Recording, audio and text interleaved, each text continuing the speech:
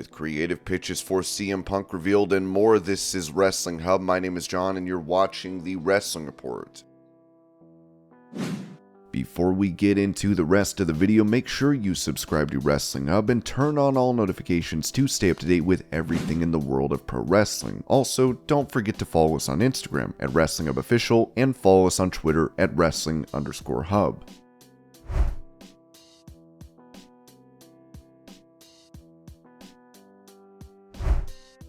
Talking about adding new members to the Judgement Day, SmackDown Women's Champion Rhea Ripley told the Battleground podcast. So we're always looking at individuals that might make the cut. They obviously have to prove themselves to us, and they have to want the same things that we want. Also, understand that no one is in charge, that we're all here in a close-knit unit where we're all supporting each other and wanting what's best for everyone in the group and just wanting to take over WWE as a whole. So we're always looking at the people that are coming up from NXT. We've looked at all the SmackDown superstars, all the Raw superstars. We tried with AJ Styles before, but he was stubborn. We tried with Liv Morgan before, but she was stubborn. We've been looking at a few people. I don't want to give anything away, but we'll see if they make the cut.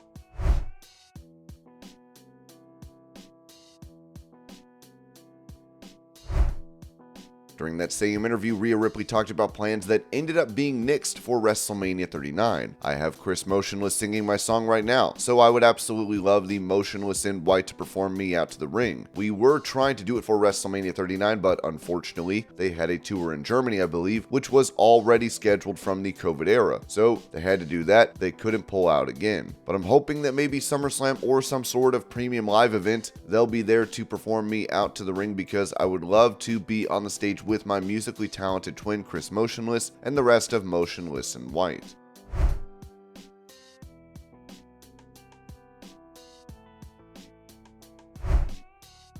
Mentioning the hate he gets for not staying in character following his retirement from pro wrestling, The Undertaker told the Manchester Evening News, "It's so funny the amount of hate that I've got from people now, they hear my normal voice and we talk about normal things. The hate that I get because people feel like I destroyed their childhood and I'm like, me? I was the last one. I was the last one. I'm the guy you're going to take your heat out on?"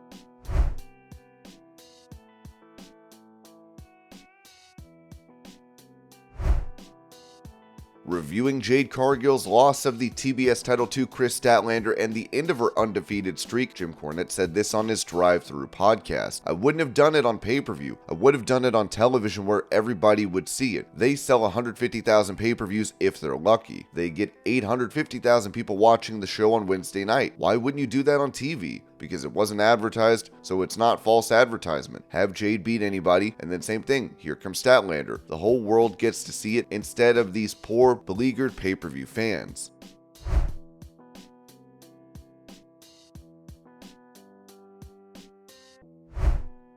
When it comes to Gunther's reign as IC champion, WRKD Wrestling pointed out that Roman Reigns isn't the only superstar inching closer to history. "We've learned that there are internal talks for Gunther to pass Honky Tonk Man's all-time historic Intercontinental Championship reign. He'd officially break the record on September 6th.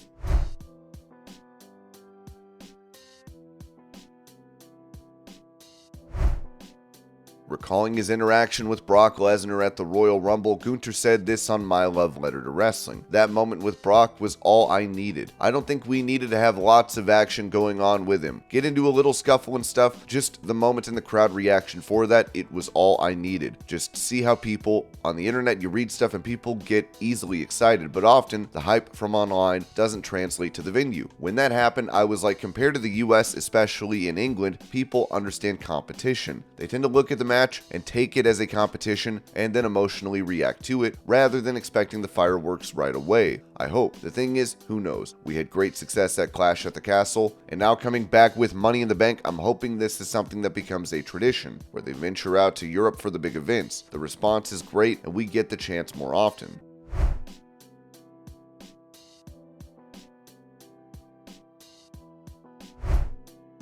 As Carlito made his return to WWE for the recent Backlash event, PW Insider noted that Carlito was spotted in Orlando, Florida on June 1st. In asking around, we were told that he was in town for WWE, but haven't confirmed in what capacity. Carlito recently made a cameo at WWE Backlash in Puerto Rico, getting a massive reaction.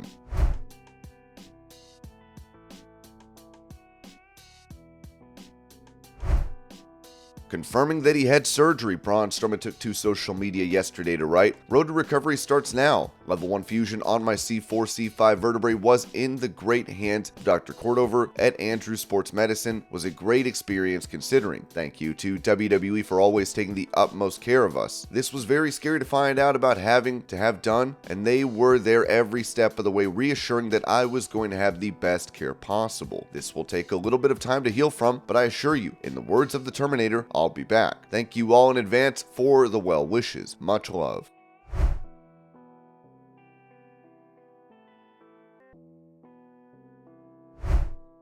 Touching on plans for her retirement, Natalya told the Toronto Sun, "I mean, that's the dream of every wrestler, I think, to be able to pick their ending, to pick the day that they don't want to do this anymore, or the day that they want to retire, or the day. It's like that perfect fairy tale ending. For me, I don't know when my last day will be, and I have no intentions of retiring anytime soon. But if I could pick a place where I would have a last match per se, I don't think there would be a place more perfect than Calgary. And when and if that day comes, maybe I could put it out there to the wrestling gods that that's the place that I would like to celebrate the ending of my career."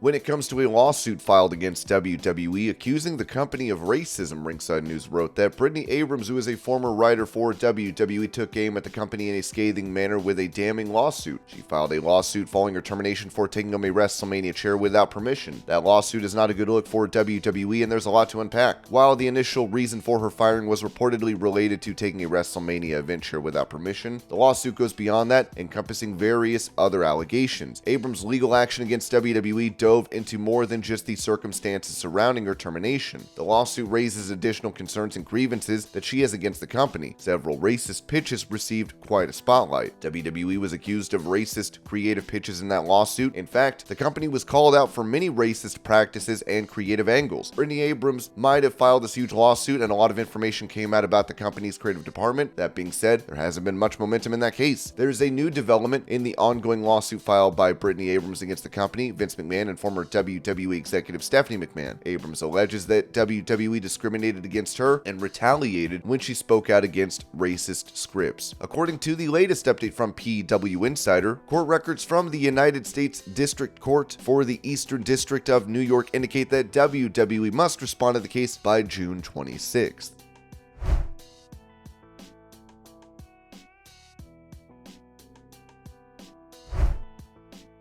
Recalling his run as a part of the Bloodline, Sami Zayn revealed this on After the Bell. Yet, there were, and I can't mention names, there were doubts as to whether it should even happen, I think, even in its early infancy stage of it all. So, for me, actually going back to a question you asked earlier about impatience, there was a point when I was actually very impatient with the storyline and I was almost ready to abandon ship and just say, okay, we need to start moving on in a different direction if this isn't going to go where it needs to go. Because for me, the whole thing, it all hinged on me and Roman getting together finally, and the swerve being like, oh, Roman likes this guy. You expect him not to like him, but then he meets him and he likes him. That's the money of the whole thing, is that he buys in. Roman drives the whole story. It works very well, even if he's not there, but because he's the main antagonist, his decision at the next point in the story is going to drive and propel the story in whatever direction it's going, so you need him involved.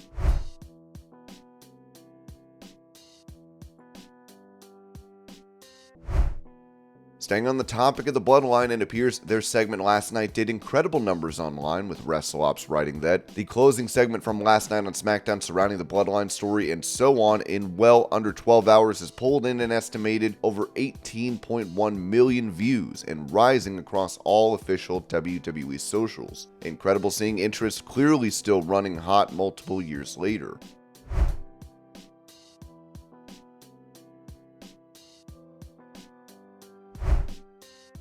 With CM Punk having been announced for the upcoming debut episode of AEW Collision on the 17th, this was said by Sean Ross Sapp regarding the company's creative pitches for him. Immediately after AEW All Out, there were numerous wrestlers that said that they would have left the company if Punk was back. Most of those were tied to his words at the scrum, as opposed to the brawl itself, of which we've heard that Punk would apologize for the former. Since it became abundantly clear that Punk was coming back, we haven't heard that there are any walkouts planned. Things have absolutely cooled off. off. AEW has taken measures to make sure as much talent that do have issues with Punk, or other talent for that matter, are kept separately as a part of the brand split. One of the ways that this deal came together was Ace Steel being brought back to the company. While most that we spoke to felt like this situation would not have blown up as much if Ace Steel wasn't involved, there were numerous sources who said that Steel's skill set was underestimated by many they've seen online. Steel was seen as a valuable member of the AEW team prior to Brawl Out as a creative mind and a coach. Heavy pitches for Chris Jericho to work with CM Punk were made, but we haven't heard anything new on that front for quite some time. Fightful reported that Samoa Joe versus CM Punk was planned at one point, which we have heard was still in the works. Word is that CM Punk has taken a liking to the work of Switchblade Jay White, and that he could be an early opponent or program with CM Punk along with Bullet Club Gold.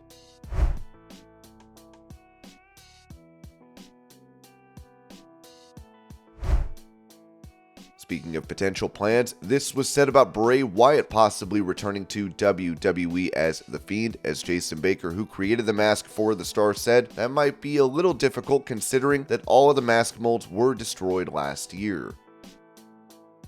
And this was your pro wrestling news update. I hope you're all having a great day. Thank you so much for watching, and I'll see y'all later.